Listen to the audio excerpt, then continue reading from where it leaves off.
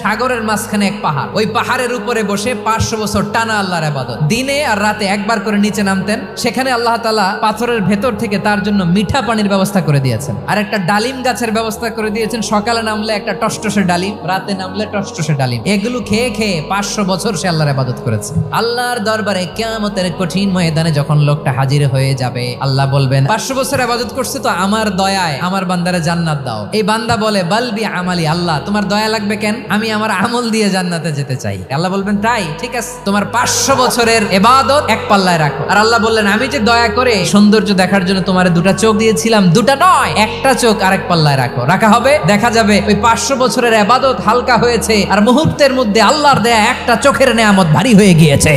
ফলাফল দেখো, হিসাব বলে তুমি এখন জাহান্নামে যাবা, যাও এবার জাহান্নামে যাও। এবার লোকটা কাচুমাচু করে বলে আল্লাহ এবার আমি বুঝতে পেরেছি তোমার দয়া ছাড়া দুনিয়ায় কেউ জান্নাতে যেতে পারবে না।